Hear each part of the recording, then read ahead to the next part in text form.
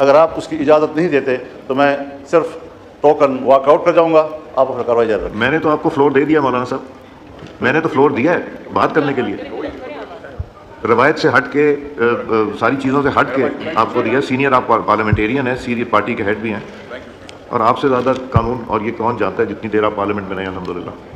جی, بلوچستان میں کیا کر رہے ہیں آپ, کے پی میں کیا کر رہے ہیں, آپ نے پورے ملک کو اپنے قبضے میں لیا ہوا ہے, امن و امان کا کوئی نام و نشان نہیں ہے. اس پر آپ بحث کریں, ایجنسیاں آ جاتی ہیں, آپ کو ایوان سے پکڑ کے لے جاتی ہیں. وہ تو آپ کے آئین میں لکھا ہوا ہے کہ ہم عدلیہ اور فوج کے خلاف نہیں بات کر سکتے, تو اس لیے ان کی اصلاح کے لیے تو بات کر سکتے ہیں. جی, اصلاح کے لیے تو بس میں اصلاح کی بات کر رہا ہوں, میں ان کو تنقید تو نہیں کر رہا. السلام علیکم ناظرین کرام, آپ یہ ویڈیو دیکھیے پھر اس پر ڈیٹیل میں بات کرتے ہیں. آج یہاں فوج کے کردار پر آپ تنقید کریں, ریاست کے کردار پر آپ تنقید کریں. آپ بلوچستان میں کیا کر رہے ہیں, آپ کے پی میں کیا کر رہے ہیں, آپ نے پورے ملک کو اپنے قبضے میں لیا ہوا ہے, امن و امان کا کوئی نام و نشان نہیں ہے. اس پر آپ بحث کریں, ایجنسیاں آ جاتی ہیں, آپ کو ایوان سے پکڑ کے لے جاتی ہیں. وہ تو آپ کے آئین میں لکھا ہوا ہے کہ ہم عدلیہ اور فوج کے خلاف نہیں بات کر سکتے, تو اس لیے ان کی اصلاح کے لیے تو بات کر سکتے ہیں. جی, اصلاح کے لیے تو بس میں اصلاح کی بات کر رہا ہوں, میں ان کو تنقید تو نہیں کر رہا. سر آنکھوں پر عدالتیں, فوج کے جنرل سر آنکھوں پہ. جی, تو میں اسی لیے کہہ رہا تھا کہ ججز ہمارے سر آنکھوں پہ, کیونکہ لکھا ہوا ہے تو اس لیکن ان کے لیے نظام کو تو ٹھیک کریں جی, تاکہ وہ جبر تو نہ کریں, آئین سے تجاوز تو نہ کریں, اخلاق سے تجاوز تو نہ کریں, پارلیمنٹ کا تقدس نہ خراب کریں.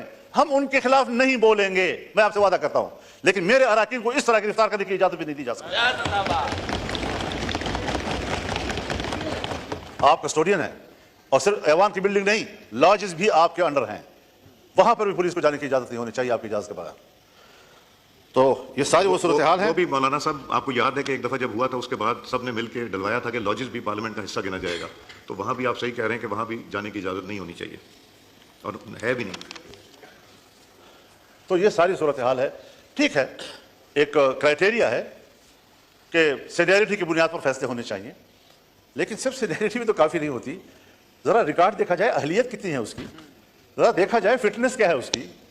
فالج زدہ معذور آدمی کو بھی آپ کہنے کہ وہ چیف جسٹس ہو, چیف آف آرمی اسٹاف بن جائے, وہ کیسے ہو سکتا ہے؟ تو یہ ساری چیزوں کو دیکھ کر ہمیں اصلاحات کی طرف جانا چاہیے. اپوزیشن میں بیٹھ کر انہوں نے میرے اوپر تنقید کی تھی, ایم اے اوپر تنقید کی تھی کہ آپ نے 65 سال کیوں دیے ہیں ان کو. آج آپ ان کی عمر کے اضافے میں وہاں اس بیچوں میں بیٹھ کر اس کی تائید کریں گے. کیسے کریں گے, کیوں کریں گے میرے بھائی؟ اصول ہوتا ہے, ہمیں کچھ اصولوں کی پیروی کی طرف جانا چاہیے. ہمارے عدالتوں کے سامنے جتھے بیٹھے ہوتے ہیں اور وہ فریقین کو اطمینان دلاتے ہیں کہ آپ کا فیصلہ یوں ہوگا اور آپ کا فیصلہ یوں ہوگا. ان جتھوں کو ختم کریں اور عدالت کو طاقتور بنائیں تاکہ اس پر اعتماد ہو. عدالت کا نظام کیا ہونا چاہیے؟ چیف جسٹس کے لیے ہائی کورٹس کے معیارات اور ہیں اور سپریم کورٹ کے معیارات اور ہیں. فوج میں چیف کے لیے معیارات اور ہیں اور عدلیہ میں چیف کے لیے معیارات اور ہیں. ان معیارات کو یکساں کیا جائے. کہیں پر آپ کچھ کر رہے ہیں تو کہیں پر آپ کچھ کر رہے ہیں, کسی کو کوئی رعایت دے رہے ہیں. اور جب آپ ایکسٹینشن میں مشکل محسوس کرتے ہیں تو مجھے یاد ہے کس طرح ہمارے ہاتھ مروڑ کر ہم سے جبری طور پر ایک چیف آف آرمی اسٹاف اس ایوان کے اندر قانون سازی کرائی. کتنا ہم نے اس جمہوریت کو کمزور کر دیا ہے. اور پھر جو ایوان, اس پر یہ چھاپ لگ جائے کہ یہ عوام کی نمائندہ کم اور اسٹیبلشمنٹ کی نمائندہ زیادہ, پھر آپ کو بحیثیت ایوان کے اسٹیبلشمنٹ کی نوکری کرنی پڑے گی. عوام کی خدمت آپ نہیں کر سکتے. بڑے ادب و احترام کے ساتھ کہنا چاہتا ہوں, ہمارے پرائم منسٹر صاحب بھی چائنا گئے, وہاں انہوں نے بڑی محنت کی, لیکن سفارتی حوالے سے اگر حقیقت میں بات کی جائے ہمارے پرائم منسٹر کامیاب ہو کر واپس نہیں آئے. ہے انپریسیڈنٹڈ, بٹ جی ذرا کائنڈلی مختصر سے بات کیجیے مولانا فضل الرحمان صاحب. میں بالکل بھی آپ کا وقت ضائع نہیں کروں گا. میں بالکل بھی پارلیمنٹ کے قواعد و ضوابط کو متاثر نہیں کرنا چاہتا, اور بجٹ پر کم از کم ہماری گفتگو میں سمجھتا ہوں کہ اہم ہے.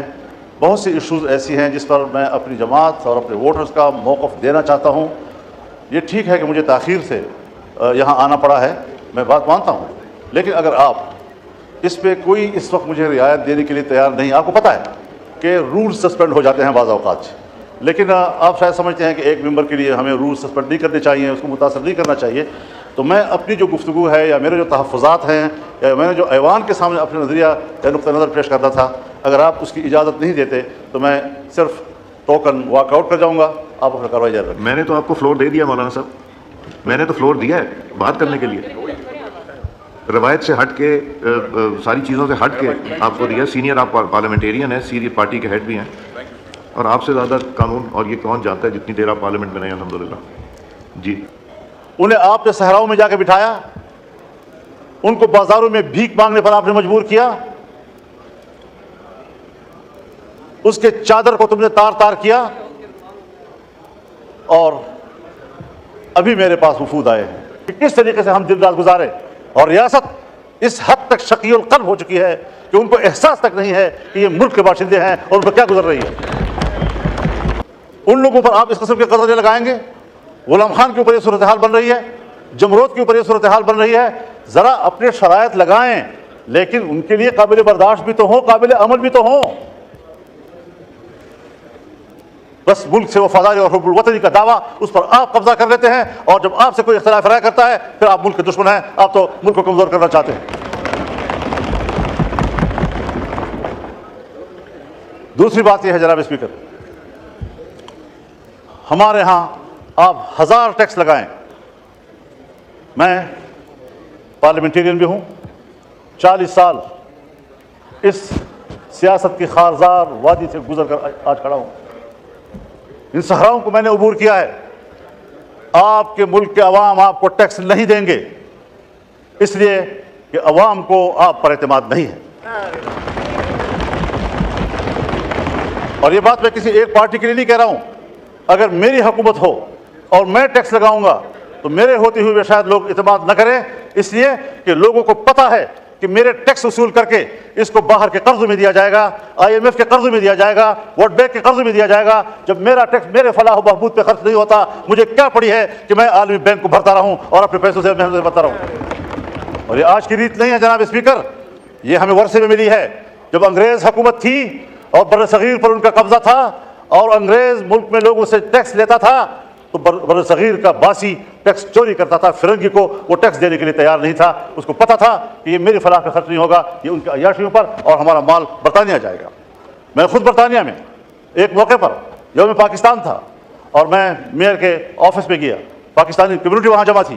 مجھے کہا مولانا صاحب ان بلڈنگوں کو دیکھو, یہ ان کے نہیں ہیں, یہ ہمارے اپنے ہیں. ہمارا مال لا کر چوری کر کے انہوں نے یہ بلڈنگیں بنائی ہیں. یہ ہندوستان کی ہے, یہ بر صغیر کی ہے. ناظرین کرام, آپ نے ویڈیو دیکھی مولانا فضل الرحمان کی. ایک مرتبہ پھر اسمبلی میں گن گرج اور پوری اسمبلی کو ہلا کے رکھ دیا. اسپیکر پر بھی جو ہے اپنے تیروں کے نشتر سیدھے کیے اور کہا کہ بند کر دیں اس ایوان کو. اگر اس طرح سے ایوان کو چلانا ہے تو اس سے بہتر ہے کہ اس ایوان کو بند کر دیا جائے. ناظرین کرام, مولانا فضل الرحمان کا کہنا تھا کہ یہ اس ملک اور قوم کے ساتھ کرنا کیا چاہتے ہیں آپ. خدا را ہوش کے ناخن لیں, مینڈیٹ جن کا ہے ان کو دیا جائے. یہ کیا ہو رہا ہے اس ملک کے اندر؟ اگر اسی طرح چلتا رہا تو ان قریب جو ہے اس ملک کے اندر عوامی آپ کو جو منظر ہے دیکھنے کو ملے گا.